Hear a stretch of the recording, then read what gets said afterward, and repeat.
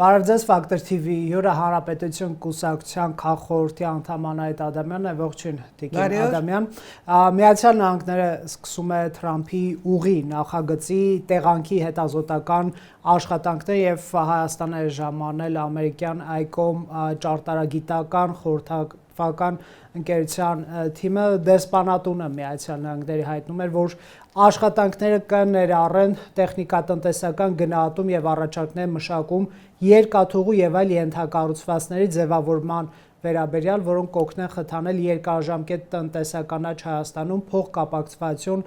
ռեգիոնալ ինտեգրում եւ հիշում եք Նիկոլ Փաշինյանը ավելի վաղ ասել էր 26-ի առաջին կեսին պետք է համաձայնեցվի, իսկ երկրորդ կեսին սկսվի շինաշխատանքները եւ այս այցը տեղի ունենում J.D. Vance-ի փոխնախագահի ամերիկյան այցից առաջ ընդհանրապես ինչպես է գնահատում այս տեղեկատվությունը։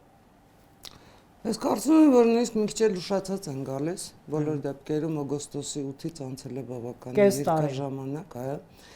Թե այդ այցը կարող էր ավելի վաղ տեղի ունենալ, թե հայկական կողմը կարող էր արդեն հստակ փաթեթ ունենալ, թե ինչ է ակնկալում ամերիկյան կողմից եւ ընդհանրապես ինչ է ակնկալում Ամերիկայի Միացյալ Նահանգների փոխնախագահ J.D. Vance-ի այցից, որը այս պահին դեռ ամերիկյան ամենաբարձրաստիճան պաշտոնյան է մնում, որ պետք է այցելի Երևան, ապա նաեւ Բաքու։ Տեսեք, ինչու է Թրամփի ուղին ըստ էության բարձրացել հայաստանյան քաղաքականության բանավեճերի դիսկուրսների առանցք վերև։ Սա այն նախագիծն է, որը, այսպես ասենք, ըստ իշխանության տրամաբանության պետք է վերջ տա միջանցքային պահանջներին, թեմատիկային, բերի տնտեսական զարգացվածություն եւ այլն։ Սա իրականում այդ նախագիծն է։ Իսկ տեսեք, ընդդիմությունից օրինակ Ռոբերտ Քոչյանը օրես ասում էր, որ սա Թրամփի ուղին ամենամեծ սպառնալիքն է Հայաստանի Հանրապետության համար։ Իհարկե նա նաեւ առաջարկում էր երկարացնել Թրամփի ուղին։ Դուք չունեք մտահոգություն, որ իրոք գեոպոլիտիկ բախում կառաջացնի թրիփը, այստեղ շրջանում էլ Վենսը գալիս է Իրանի հետ, գիտեք ինչ լարված հարաբերություններն ամերիկյան։ Նստենք ու վախենանք մինչև տարավերջ։ Գեոպոլիտիկ հանկարծ ոչինչ չլինի, մեկուսանանք, մնանք պահածոյի տուփի կարգավիճակում։ Ոչ։ Բացարձակապես ոչ։ Որևէ մտավախություն չունեմ։ Կարծում եմ ձեր տաղավարում բազում հարցազրույցներ եք վարում, արդեն փարատված կլինեն այն մտահոգությունները, որ արտահայտել է Ռոբերտ Քոչարյանը, որովհետև տրիպը ոչ թե անվտանգության, ոչ թե վտանգի, ինչպես ինքն է ներկայացնում, այլ անվտանգության երաշխիք է։ Եվ այն հանգամանքը, որ Ռոբերտ Քոչարյանը հրավիրում է Ռուսաստանին ու Չինաստանին, որպեսզի դա դառնա անվտանգություն, դա աբսուրդ է։ Դա աբսուրդ է։ Ռոբերտ Քոչարյանի պես փորձառու քաղաքական գործիչը չէր կարող չհասկանալ, որ դա իսկապես աբսուրդ է։ Պարզապես Ռոբերտ Քոչարյանն ունի հրահանգ ձախողել տրիպը։ Պարզապես ձախողել տրիպը, որովհետև ինչ, բայց Ռուսաստանի Դաշնությունից ես չի որ պետք է ասեմ, չի բխում տարածաշրջանում խաղաղությունը, չի բխում հաղորդակցուղիների բացումը, չի բխում Հայաստանի մեկուսացումից դուրս գալը, ընդհանրապես հարավային Կովկասում այս մեծ շարժը, որը հարուցում է տրիպը, որը զարգացնելու է տրիպը, աշխարհը բերելու է հարավային Կովկաս, հարավային Կովկասը տանելու է աշխարհ։ Սա է խնդիրը։ Իսկ այդ աշխարհում, կներեք, այդ աշխարհում Ռուսաստան ընդհանրապես գոյություն չունի, պարզապես գոյություն չունի եւ ինձ համար շատ մեծ հարցական է, իսկապես շատ մեծ հարցական է Նիկոլ Փաշինյանի այն նախաձեռնությունը, որը ուղղված է Ռուսաստանի Դաշնությանը կոնցեսիոն կառավարման հանձնված հայկական երկաթուղիների վերականգնմանը Ռուսաստանի աջակցությամբ, Ռուսաստանի մասնակցությամբ, որը իհարկե Ռոբերտ Քոչարյանի պաշտոնավարման վերջին օրերին ստորագրված համաձայնագրի C բխում, բայց Ռուսաստանը դա ոչ միայն չի ուզում անել, այլև չի կարող անել։ Վերջին հաշվով մի դարակազմիկ հարցեր կա էլի։ Ռուսաստանի վերականգնած այդ հատվածներում այդ երկաթուղիների ժամում 40 կիլոմետր արագությամբ է շարժվելու, թե ոնց։ Թե մենք վերջին հաշվով պետք է հասկանանք, տնտեսական շահերից ելնելով, քաղաքական շահերից ելնելով, մենք պետք է հասկանանք, որ հայկական երկաթուղին կոնցեսիոն կառավարման չպետք է տրված լինի որևէ երկրորդ կողմի եւ հայկական երկաթուղին պետք է տնօրինենք ինքներս եւ հայկական երկաթուղին վերջին հաշվով համենայն դեպս օգոստոսի 8-ից հետո պետք է հասկացած լինենք, որ հայկական երկաթուղի միջազգային չափանիշներին համապատասխան երկաթուղի պետք է լինի։ Պարզ հարցեր եմ տալիս։ Ոչ միայն Ռոբերտ Քոչյանն է պնդում, որ Ռուսաստանի կամ Չինաստանն է պետք ներգրավել, այլև Սամվել Կարապետյանի եղբորորդին, Նարեկ Կարապետյանը, այլև Մարիա Զախարովը վերջերս այդ մասն էր խոսում, որ Ռուսաստան կուզենար ներգրավել թրիփ ծրագրում։ Մինչդեռ Փաշինյանը տարիներ առաջ նույն Ռուսաստան առաջարկել էր։ Բացի տարիքը եւ սեռը դուք որևէ այլ տարբերություն ձեր նշած երեք անձնավորությունների միջև։ Դե այդտեղ առանձնապես կարծում եմ այդտեղ առանձնապես այս տարբերություն չէ, կա ազգության մասով, կա ազգության մասով, բայց կա մասով չգիտեմ, բայց ազգության մասով կա, դες այդ միանգամայն համաձայն եմ, բայց եկեք հասկանանք, որն է իրականում նրանց հայրենիքը։ Դե հիմա ես այդ դաշտ չեմ մտնի, կմտնեմ այն դաշտ, որ Ռուսաստանը կորցրել է հնարավորությունը Հայաստանի ինքնիշխանությամբ ապաշրջափակմանը մասնակցել, այն ինչ որ Փաշինյանը իրենց տարիներ առաջ առաջարկել է, չէ, ինքն էր ասում։ Եվ իրենք մերժել են։ Վարչապետն ասում է նույն այն, որ անում ենք ամերիկացիները, իրենց են առաջարկել, նրանք մերժել են։ Հիմա մերժվելով, դուրս մնալով այդ ծրագրից, ինչ որ տարբեր ուղիներով ասում են, որ եկեք մեզ էլ ներգրավեք, ինչպես հասկանանք։ Սոսկ, ես կարծում եմ, որ դրանք սոսկ պաշտպանական խնդիրներ են լուծում, որովհետև Նիկոլ Փաշինյանը պետության ղեկավար է, եւ Նիկոլ Փաշինյանը փորձում է հնարավորինս վնասազերծել Ռուսաստանին, Հայաստանի Հանրապետության գործերին խառնվելու այդ հնարավորությունները սահմանափակելով։ Իրեք Ռուսաստանի Դաշնությունը ես չի որ պետք է ասեմ, էլի գյուտես չեմ անում։ Հայաստանի Հանրապետության դեմ վարում է հիբրիդային պատերազմ, եւ այդ հիբրիդային պատերազմի գործիքները շատ տարբեր են։ Ինչ հայտարարություններ են հնչում ձեր նշած Մարիա Զախարովայի, ձեր ասած Ռոբերտ Քոչարյանի, ձեր իսկ նշած Նարեկ Կարապետյանի շուրթերից։ Ինչ հայտարարություններ են հնչում։ Ինչ է մարդկանց ուղեղին անverջ կաթեցվում։ Առայն, որ Ռուսաստանը փրկիչ է, առայն, որ Ռուսաստանը միայն կարող է տարածաշրջանում խաղաղություն հաստատել, կուշտ, լիովին կուշտ ենք այն խաղաղությունից, որ կարող է հաստատել ու հաստատել է Ռուսաստանը տարածաշրջանում մինչև պատերազմը, պատերազմից հետո հատկապես։ Շնորհակալություն հայտնենք Ռուսաստանին իր ստեղծած այդ խաղաղության համար, որի հետևանքով Արցախ կորցրինք։ Չմոռանանք էլի, ախր տարիներ, այսպես տասնամյակներ չեն անցել։ Տասնամյակներ չեն անցել, որ ասենք դե երբ էր անիշելի ժամանակներում էր։ Հիմա մենք ոնց կարող ենք հույս դնել Ռուսաստանի խաղաղությանը, Ռուսաստանի բարի կամքին, ոնց կարող ենք հույս դնել Լավրովի հայտարարությունների վրա։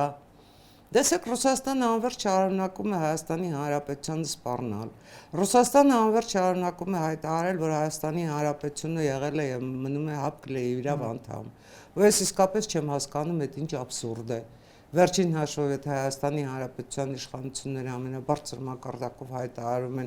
ՀԱՊԿ վերադարձ այլևս չկա, անդառնալիության կետը անցել ենք, ինչն է մեզ խանգարում ՀԱՊԿ-ից դուրս գալ։ Եվ վերջին հաշվով ինչն է մեզ խանգարում ՀԱՊԿ-ից դուրս գալը օգտագործել Ամերիկայի Միացյալ Նահանգների հետ արդեն ռազմաքաղաքական համագործակցության համաձայնագիր կնքելու Ամերիկայի Միացյալ Նահանգներից զենք բերելու համար։ Ում համար է գաղտնիք, որ այդ փորձերը անում է Ադրբեջանը։ Եվ այդ Ադրբեջանին այդ փորձերը կարող են հաջողվել։ Եկեք վերադառնանք օգոստոսի 8-ին կնքված համաձայնագրերին։ Օգոստոսի 8-ին կնքված հուշագրերին, թե Հայաստանի Հանրապետության հետ, թե Ադրբեջանի հետ։ Ադրբեջանը այնուամենայնիվ ունի անցնելու որոշակի ճանապարհ, որովհետև դեռ Բայդենի օրոք Հայաստանի Հանրապետությունը կնքել էր Ադրբեջանի հետ որոշակի համաձայնագրեր։ Այդ ճանապարհը Ադրբեջանը դեռ պետք է անցնի, բայց Ադրբեջանը հիմա փորձում է, Բաքուն հիմա փորձում է Ադրբեջանը դարձնել հենց կիսահաղորդիչների արտադրության կենտրոն։ Փորձում է արհեստական բանականության կենտրոնը տեղափոխել այն ինչ նախատեսված էր, ասենք Հայաստանի Հանրապետությունում, տեղափոխել Ադրբեջան, այսինքն այդ աշխատանքը արվում է։ Մենք ինչ ենք անում։ Տարածքային կառավարման նախարար ասուլիս է տալիս, պարոն Խուդայցյանը ասուլիս է տալիս եւ իլուր աշխարհի հայտ։ Մենք դեռ քննարկում ենք հայկական հայերքը Ամերիկայի Միացյալ Նահանգների, Հարավային Կորեայի, Չինաստանի մինչև ինչքան։ Ես ուզում եմ հասկանալ, մինչև ինչքան։ Եթե դուք գնում եք միջուկային անվտանգության պայմանավորվածություն եք ձեռք բերում Ամերիկայի Միացյալ Նահանգների հետ, բարեհաճեք տեղից շարժվել, բարեհաճեք իսկապես այդ անվտանգության խնդիրները ապահովել եւ բարեհաճեք անverջ այդ ձգձգման, անverջ անորոշության ժամանակը կրճատել, դա ձեր ժամանակը չի,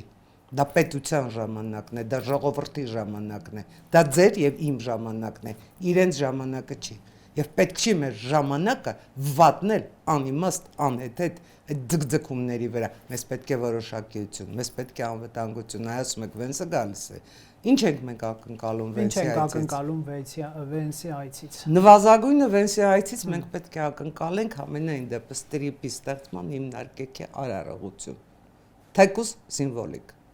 սիմվոլիկ, ինչ որ միտեղ դերվի այդ հիմնասյունը։ Նվազագույնը մենք պետք է ակնկալենք Վենսի այցից, որ հայկական երկրորդ ԱԵԿ-ի կառուցման համաձայնագիր կկնքվի։ Գիտեք, Ամերիկայի Միացյալ Նահանգների փոխնախագահները չեն գալիս տեխնիկական դետալներ պայմանավորվելու, դա անում են աշխատանքային խմբերը, դա անում են նրանցից ավելի աստիճանակարգով, հիերարխիկ համակարգով, նրանցից ավելի ցածր պաշտոնյաները։ Նրանք գալիս են ամփոփելու այդ պաշտոնյաների կատարած աշխատանքը։ Եկեք այս թեման մի քիչ խորացնենք։ Ինչու Միացյալ Նահանգները Հայաստանի Հանրապետությունն է գալիս կոնկրետությամբ։ Ես հիշում եմ մի 2, 3, 4 տարի առաջ, երբ որ Ռուսաստանից կախվածությունների հարց էր քննարկվում, ինչպես անել, որ այդ կախվածությունները չարիք չդառնան Հայաստանի անվտանգության եւ ինքնիշխանության համար, փորձագետներ կային, քաղաքական գործիչներ,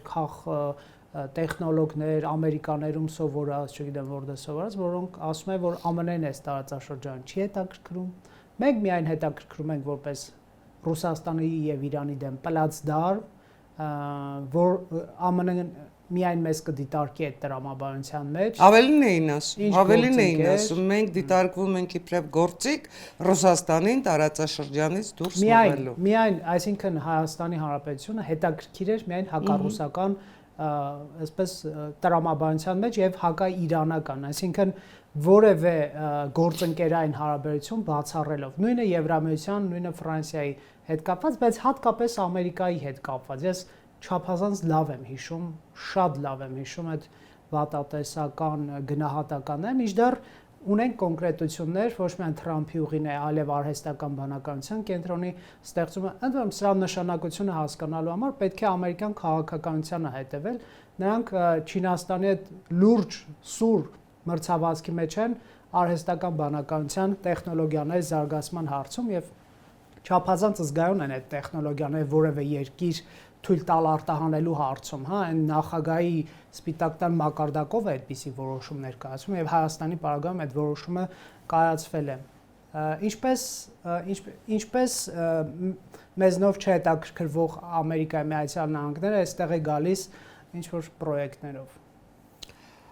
Գիտեք, դուք հիմա այնպես կիսա դավադրապաշտական ինչ որ երանգներ թերևս ձեր հարցի մեջ կա, բայց ես հավատացնում եմ, որ Ամերիկայի Միացյալ Նահանգները ներդրում է անում միայն այնտեղ, որտեղ կա կայունություն եւ որտեղ կա խաղաղություն։ Եթե դուք ֆիքսել եք կամ ընդհանրապես ունկնդիրները ֆիքսել են, խաղաղության հարցը լուծված է արդեն։ Խաղաղության հարցը լուծված է ոչ թե նրանով, որ Վաշինգտոնում նախաստորագրվեց խաղաղության համաձայնագիրը, խաղաղության հարցը լուծված է նաեւ այդ զարգացման հեռանկարով։ Ես պատահաբար չհիշատակեցի, որ հուշագրեր ստորագրվեց ոչ միայն Հայաստանի հետ, այլև Ադրբեջանի հետ։ Այսինքն, եթե քեզ առաջարկում են խաղաղ ապրելու, զարգանալու, լավ ապրելու հնարավորություն, եւ դու այդ հնարավորության այլ ընտրանք ունես, պարզապես պատերազմը դու ո՞րն ես ընտրում։ Երկար մտածելու այստեղ կարծում եմ խնդիր չկա։ Կարելի է նշել, որ ԱՄՆ-ին հաջողվում է տնտեսական փոխշահավետ գործակցության գործարք առաջարկել Հայաստան եւ Ադրբեջան պատերազմի սցենարի փոխարեն, կարելի է այդպիսի բան ասել, թե չափազանց անհիմն եւ լավատեսական կհնչի։ Դուք թերևս օգտագործում եք Դոնալդ Թրամփի բառապաշարը։ Ինչպեսի կոմպլիմենտ։ Այո։ Դուք օգտագործում եք Դոնալդ Թրամփի բառապաշարը, նա սիրում է քաղաքականությունը փոխարինել գործարքով եւ իրականում կնքում է այդ գործարքները։ Այո, տրենդը այդպեսին է, ես կարծում եմ, որ այդ տրենդը հնչարժման մեջ դրեց աշխարհը։ Շարժման մեջ դրեց աշխարհը։ Ես չեմ խուսափի նաև քննարկել Ամերիկայի Միացյալ Նահանգներ Եվրամիություն հարաբերությունները, բավականին սրված հարաբերությունները, թե մաքսային վճարների բարձրացման, թե անվտանգության խնդիրներով վերջապես Գրենլանդիա կղզի, բայց շարժվում են, չէ, մտածում են, չէ, ինչ որ զարգացումներ են, չէ, ու այն անհրաժեշտ զարգացումները, որոնք էլի ուշանում էին։ Բայց վերադառնանք Հայաստան։ Ես կարծում եմ, որ Ամերիկայի Միացյալ Նահանգների համար իսկապես չափազանց ձեռնտու է այդ ամեն ինչը ունենալ Հայաստանում, որտեղ Հայաստանում կա տեխնիկական հնարավորություններ, Հայաստանում կա այդ գիտական ներուժը, եւ Հայաստանի Հանրապետության տարածքն է դրա համար չափազանց հարմար։ Եվ Հայաստանի Հանրապետության ոչ միայն տարածքը, ոչ միայն գիտական ներուժը, Հայաստանի Հանրապետությունը երբեք չի փորձի ագրեսիաներ ձեռնարկել։ Հայաստանի Հանրապետությունը իր տարածքով անցնող այդ խողովակների վրա երբեք փական չի ձգի, ինչը կարող է անել Թուրքիան։ Չի կարող փակել, դա ձեռնտու չի իրեն։ Խաղեր չի տա։ Մեզ դա ձեռնտու չէ, մեզ դա շահավետ չէ։ Մեզ պետք է առաջին հերթին անվտանգություն եւ մեզ պետք է զարգացում, մեզ պետք է բարեկեցություն, մեզ պետք են ենթակառուցվածքներ։ Ինչ վերաբերում է կիսահաղորդիչներին, գիտեք, կիսահաղորդիչների հումքերը համարյա բոլոր երկրներում կան։ Այնպես չի, որ Հայաստանի Հանրապետության ընդերքը այս առումով եզակի է։ Բայց ամբողջ ֆոկուսն այն է, որ միայն Չինաստանում է այդ հումքը դառնում կիսահաղորդիչ։ Դա շատ ինչ ասեմ, բնապահպանական վնասներ պարունակող արտադրություն է։ Չինաստանը բնապահպանական սակրալ պահանջներ չի դնում, Չինաստանը այդ կեղտոտ արտադրությանը գնում է, Ամերիկայի Միացյալ Նահանգները դրան չի գնացել դեռ։ Իր երկրի տարածքը, իր, ինչ ասեմ, բնապահպանությունը բարձր դասելով, Չինաստանը գնացել է։ Եվ հենց այդ պատճառով է այդ ոլորտում Չինաստանը Ամերիկայի Միացյալ Նահանգներից առաջ անցել։ Մեզ մոտ չի լինելու այդ արտադրությունը, մեզ մոտ հավաքվելու են չիպերը։ Եվ այն հանգամանքը, որ սկզբում ինչ որ բոլորովին այլ նախագիծ էր գնում, հետո այդ նախագիծը ավելի խորացվեց, արդեն մենք համարյա թե ստանում ենք Թայվանի կարգավիճակ, այո, դուք շատ ճիշտ եք արձանագրել, շատ կարևոր է մեզ համար։ Եվ մեզ համար կարևոր է այդ ամեն ինչը զարգացնել։ Մեզ համար կարևոր է առաջարկներ ներկայացնել։ Մենք առաջարկներ չենք ներկայացնում։ Ես կարծում եմ, որ մենք պետք է ոչ թե սպասենք, թե մեզ ինչ կառաջարկեն ու ասենք, օй, համաձայն ենք կամ չէ, համաձայն չենք, մի քիչ էլ մտածենք, ինչպես շատ ոլորտներում արվում է։ Ամենայն դեպս Հայաստանի Հանրապետության անվտանգությանը վերաբերող շատ ոլորտներում արվում է։ Էներգետիկ անվտանգությունը ես արդեն նշեցի։ Այլ մենք պետք է շահագրգիռ լինենք։ Մենք պետք է ուսումնասիրենք այդ ամեն ինչը, մենք պետք է առաջարկենք։ Ամենատես Հանրապետություն կուսակցությունը անդադ գնում է այդ ճանապարհով։ Մեր առաջարկած ծրագրերում դա է հիմքը։ Մեր ահինգում դա է հիմքը։ Հիմքը արհեստական բանականությունն է։ Հիմքը նոր տեխնոլոգիաներն են, հիմքը կիսահաղորդիչներն են, նոր աշխատատեղերի ստեղծումն է, որովհետև ոնց ուզում եք վերցրեք, ամենակարևորը երկրի զարգացման համար տնտեսությունն է։ Տնտեսության շարժիչ ուժը աշխատատեղն է։ Եթե դու կոնկրետ մեկ մարդ սկսում է լավ ապրել, կոնկրետ մեկ մարդկանց բազմությունը սկսում է լավ ապրել, դա բարձրացնում է երկրի բարեկեցությունը։ Իսկ ինչու են ասում, որ Հայաստանը ընդհանրապես հետաքրքիր չի Ամերիկային։ Ոնց դարձավ հետաքրքիր։ Իսկ ով էր դա ասում։ Դա ասում էին ռուսները։ 3-4 տարի առաջ, երբ որ դեռ ռազմավարական գործընկերությունը չկար ԱՄՆ-ի հետ, դեռ ագրեսիաների են ենթարկվում Ադրբեջանից եւ ռուսները զենք չեն տալիս եւ այնպես հայացքը հառած չգիտենք որտեղից զենք գնել եւ այլն, ինչ որ գործընկերություն ենք փնտրում Ռուսաստանից դուրս, այդ փորձագետները ասում են մենք Ամերիկային հետաքրքիր չենք, Ռուսաստանի հետ լեզու գտեք, հեսա Ուկրաինային կուլ կտա եւ կգա մեր ռեգիոն։ Իհարկե։ Պարոն Անանյան, ով բայց դուք փառահեղ ձեր թերևս նախավերջին ստատուսով այդ հարցին պատասխանել եք, որովհետև տեսեք, մենք պետք է Ռուսաստանից դուրս որևէ երկիր քարտեզի վրա չընկալենք, չտեսնենք, չիմանանք։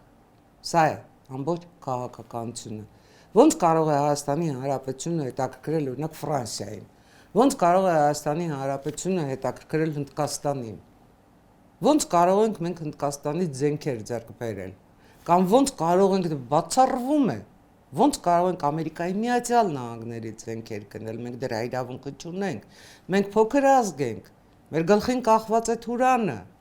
վաղը չէ մյուս օրը Թուրքիան հարձակվելու է Հայաստանի, եւ դուք այնքան անհեռատես եք, այնքան կարճատես եք, չեք տեսնում Թուրքիայի սպառնալիքը, դուք չեք հասկանում, եթե Ռուսաստանը ռուսական 102 ռազմաբազան այստեղ չլիներ, Թուրքիան 3 չէ առաջին օրը արդեն մտել էր Երևան։ Սա է այն մտայնությունը, որ ամեն առավոտ, ամեն երեկո, կեսօրին էլ առանց դադարների պետք է կաթեցվի Հայաստանի Հանրապետության յուրաքանչյուր քաղաքացու մտքին, սրտին նաև, բանականությանը նաև, որովհետև այլապես մենք կկործանվենք։ Այդ ձեր ասած փորձագետները, ձեր ասած իմ ասած, թերևս դուք փորձագետների անունը տվեցիք քաղաքական ուժերին չի հիշատակեցիք։ Չէ, փորձագետներ, որոնք համարյա քաղաքական ուժերի մաս են, բայց դեռ առավել ևս փորձագետներն ու քաղաքական ուժերի այդ փաղանգը ունի մեկ ընդհանրական նպատակ՝ 2026։ Այս ամեն ինչի հիմքում դրված է 2026-ը։ 2026-ին խորհրդարան պետք է մտնեն այն ուժերը, որոնց հայրենիքը Ռուսաստանն է։ Հայաստանի Հանրապետությունում իշխանություն պետք է դառնան այն ուժերը, որոնց հայրենիքը Ռուսաստանն է։ Երևան մայրաքաղաքը մոռացեք։ Սա է նրանց ի վերջո բոլոր այդ մտքերի, տեսակետների քվինտեսենցիան։ Վերադարձնել Ռուսաստանին։ Ինչի։ Ուղիղ հարվածի տակ դնելով եռաբլուրը, ուղիղ հարվածի տակ դնելով ինքնիշխանությունը, ուղիղ հարվածի տակ դնելով մեզնից յուրաքանչյուրին եւ իմիջայլոց նաեւ իրենց։ Այդ ուժերի ներկայացուցիչները դե թող փորձեին Ռուսաստանում որևէ այսպես ցույցարավակ ելույթ, պարզապես ելույթ անել Ռուսաստանի իշխանության դեմ, որևէ առաջարկ ներկայացնել Ռուսաստանի իշխանության։ Բողոքի ակցիա չեն արել Ռուսաստանի անգործության դեմ կամ ՀԱՊԿ-ի անգործության դեմ, երբ որ Հայաստանին մենակ են թողել Ադրբեջանի ագրեսիայի դեմ, ինձ թվում է արած կլինի։ Հազարավոր ցույցեր են արել, գիտեք, Կրեմլի պատերի տակ, հազարավոր։ Ինչի մասին է խոսքը։ Եվ հասան հաջողության դիտել։ Իսկ հետաքրքիր է։ Գիտեք, սարկազմին չվերածենք, պարզապես ինձ համար շատ մեծ ցավ է, պարոն Անանյան, շատ մեծ ցավ է այդպես մտածող մարդկանց, որովհետև ես այնուամենայնիվ նրանց էլ համարում եմ հայ, մենք բոլորս հայ ենք ու մեր բոլորի հայրենիքը Հայաստանն է ու չի կարելի, պարզապես չի կարելի հայրենիքի դեմ գնալ, չի կարելի հայրենիքի դեմ գնալ։ Այ հիմա մենք փորձում ենք լուծել այն խնդիրները, որ չեն լուծել մեր հայրերն ու պապերը։ Մենք փորձում ենք այդ խնդիրները լուծելով մեր զավակներին թողնել պարզապես խաղաղությունը, պարզապես բարեկեցությունը, պարզապես նորմալ ապրելու հնարավորությունը։ Ձեզ մի հարց Օվերչուկից։ Հայերը պատրաստ են միանալ ռազմաքաղաքական միությանը, որն այժմ շատ ագրեսիվ է տրամադրված Ռուսաստանի դեմ։ Հայերը պետք է իրենց այս հարցը տան, նա նկատի ունի Եվրամիությանը, որը տնտեսական միավորից վերածվում է ռազմաքաղաքական ագրեսիվ Ռուսաստանի դեմ ագրեսիվ միավորի։ Եվ փառք Աստծո, որ Եվրամիությունը վերջապես որոշեց, որ ինքը տնտեսական միավորից զատ նաև ռազմական միավոր պետք է լինի։ Եվ Եվրամիությունը իմիջիալոց տարիներ կորցրեց, եթե ամենայն դեպս հետևեր Մակրոնի դեռ առաջին մանդատի ժամանակ Սորբոնում բարձրացրած այդ Եվրամիության սեփական անվտանգությունն ապահովելու անհրաժեշտությունը, Եվրամիությանն այսօր այդ խնդիրները շատ ավելի հեշտ կլուծեր։ Ես ուզում եմ Ավարչուկին ձեր միջոցով թերևս հակադարձ հարց ուղղել, իսկ ՀԱՊԿ-ը վերջապես երբ է ճանաչելու Հայաստանի Հանրապետության սահմանները։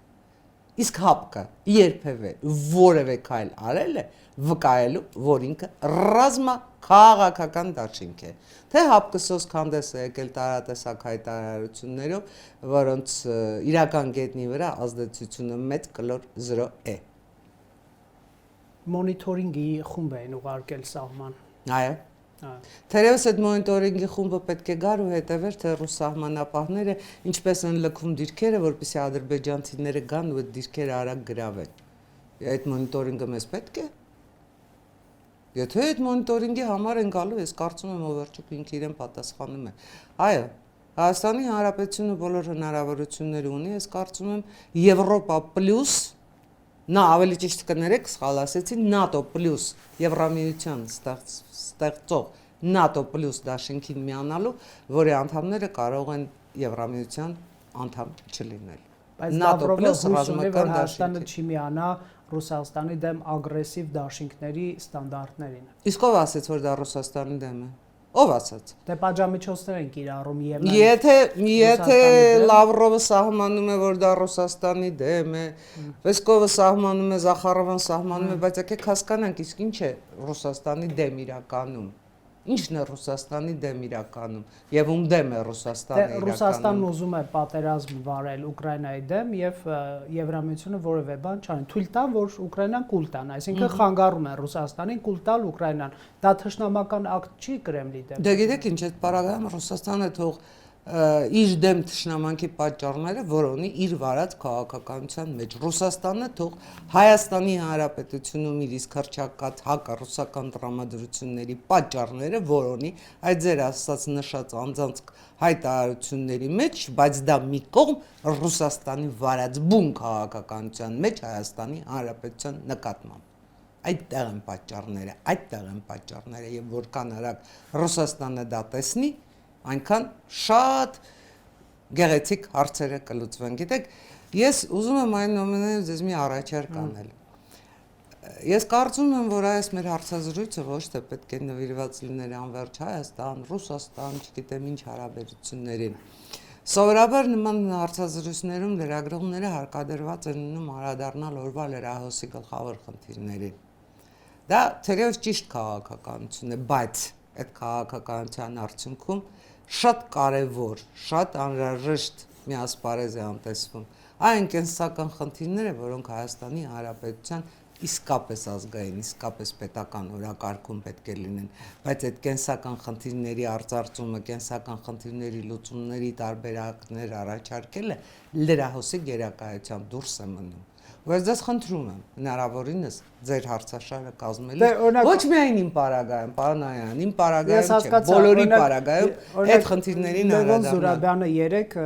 ծրագրային որոշ դրույթներից խոսեց իրենց։ Դրանից առաջ Արամ Սարգսյանը այստեղ էլի ձեր կուսակցության որոշ ծրագրային դրույթներից խոսեց, ուզում եմ ասել, փորձում ենք համատեղել, ես ձեր ասածը լրիվ հասկանում եմ, բայց նաև քաղաքական ուժերը շատ ճկուն են ոդքասթային տրամաբանությամբ իրենց ծրագրերի մասին խոսել իրենց հետևորդներ, բայց դա չի նշանակում, որ մենք այդպիսի հնարավորություն ձեզ եւ մյուս ուժերին չենք տա, եկեք ավարտենք գերիների դատապարտման թեմայով, ՑՄ ազատազրկումից մինչև 20 տարի Արկադի Ղուկասյան 20 տարի, մյուս ռազմաքաղաքական ղեկավարները Բաքվում գտնվող ՑՄ ընդդիմությունը ճիշտ հարց չի տալիս, սա է խաղաղությունը։ Երեք Փաշինյանն ու Ալիևը Զայեդ մրցանակ են ստանում խաղաղության, այսօր այսպիսի դատավճիռներ, ընդ որում Վենսի այցից օրեր անց։ Ընդդիմությունը այդ հարցը տալու իրավունք կունենար այն պարագայում, եթե ընդդիմությունը մինչ այդ իրեն հարցրած լիներ, իսկ ինչպես նրանք գերի հայտնվեցին։ Հարցրել է։ Փաշինյանը Արմեն Աշոտյանը, չգիտեմ Շարմազանովը կամ էլի ինչ-որ մեկը այդ հարցը ինքը իրեն տվել է եւ պատասխանը ինչ է ստացել։ Պատասխանը ստացել է, որ նրանց հավաքեցին Իվանյանում Հայաստան ուղարկելու համար ու հանձնեցին Բաքվին, նույն ռուսները։ Եվ ինչ արեցին ռուսները նրանց վերադարձնելու համար։ Տվել են այդ հարցը տվել են որևէ մեկին։ Կարող է Փաշինյանը թույլ չի տալիս Պուտինին, որ Պուտինը ազատի մեր գերիներին, որ մրցակիցներ։ Դուք ձեզ հավատում եք։ Այո։ Այո։ Սքանչելի է, ես ձեզ չեմ հավատում այս պարագայում։ Ես ձեզ այս պարագայում չեմ էլ կարող հավատալ, որովհետև եթե Նիկոլ Փաշինյանը Վլադիմիր Պուտինի վրա ունենար այդ ֆանտաստիկ ազդեցությունը, բազում հարցեր արդեն Եթե Թրամփին արգելում էր, որ գերիների վերադարձի հարցը Ալիևի մոտ բարձրացնի, թվում է Պուտինին էլ կարգելի ու կարգելի տիկին։ Խեղճ Թրամփ։ Խեղճ Տրամփ։ Չէ, բայց երեք ես կարծում եմ, որ այս հարցը լրջացնենք մի անգամ այն։ Կարծում եմ ձեզ այդ հարցազրույցում շատ թերևս 1 տարի առաջ ես ասել եմ, որ այդ հարցը չի լուծվելու դատավարության ընթացքում։ Այդ հարցը լուծվելու է քաղաքական որոշումով եւ համաներումով, ու ես մնում եմ իմ կարծիքին։ Միայն քաղաքական որոշումով ու համաներումով ես մնում եմ իմ կարծիքին։ Իրավական դաշտում կրկես է, դա իրավական դաշտում չեն այդ հարցերը, իրավական դաշտը։ Նկատի ունեմ մեղադրանքները, որ մեր հայրենակիցներն առաջադրել են,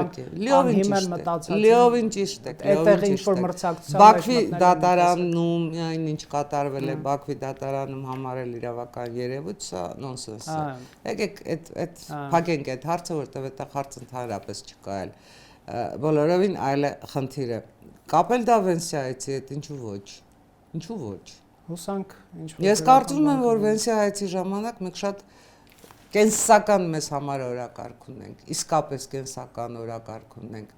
որը պետք է բխի թե մեր անվտանգությունից, թե մեր զարգացումից, թե հարևանների հետ մեր իրական փոխհարաբերություններից։ Վենսիայից ժամանակ պարտադիր պետք է դրվի նաև Հայաստան-Թուրքիայի սահմանի բացումը։ Վենսիայից ժամանակ պարտադիր պետք է արձարծվեն նաև Իրանին առնչվող խնդիրներ, ինչու ոչ։ Վենսիայից հետ մենք իսկապես շատ մեծ օրակարգ ունենք։ Եվ այն, ինչ այսօր Հանրապետական կուսակցությունը ազգային ժողովի այսպես պատերի տակ անում է, մեղմ ասած սեփական անզորության խոստովանություն է։ Ժամանակին իրենց չլուծած խնդիրների հետևանք, իրենց իշխանության օրոք, իրենց չլուծած խնդիրների հետևանք, բայց սա շատ խորքային եւ շատ երկարատև խոսակցություն է հարցազրույցի վերջում, ես կարծում եմ այս խնդիրներին չարժե անդրադառնալ Վենսի այցի ընթացքում, ելի եմ ասում, Հայաստանի Հանրապետությունում ունի կենսական օրակարգ եւ այդ կենսական օրակարգի մասը կազմում նաեւ ոչ միայն նրանց, այլև մեր մնացած գերիների վերադարձը, իսկ ինչու ոչ նրանք, որ հենց հատկապես, ասենք, դատավարության փուլում գտնվողներ են, բոլորն էլ հայ են եւ բոլորն էլ պետք է վերադառնան Հայաստան։ Հուսանք մեր հայրենակիցների, գերեվարված հայրենակիցների ընտանիքները կլծվեն համբերությամբ, երևի թե դա միակ բանն է, որ կարող ենք այս բային առաջարկել, որովհետև իրոք քաղաքական որոշմամբ ամենամեծ հավանականությունը այն է, որ այս խնդիրը կարող է լուծվել, չգիտեմ ով պետք է Խնդիրը պետք է լուծվի քաղաքական որոշմամբ եւ խնդիրը պետք է լուծվի հնարավորինս համենայն դեպս մեզ համար արագ։ Որևէ մեկի համար էլ եմ ասում, գաղտնիք չի, որ Բաքուն նրանց բոլորին պահում է իբրև քաղաքական ճնշման գործիք։ Այստեղ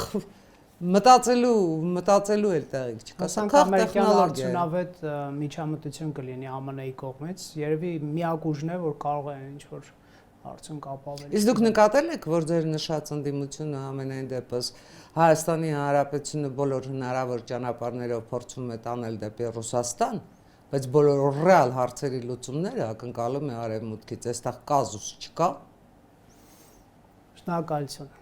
Խնդրեմ։ Ֆակտոր TV-ում հյուրընկալել ենք Անահիտ Ադամյանին։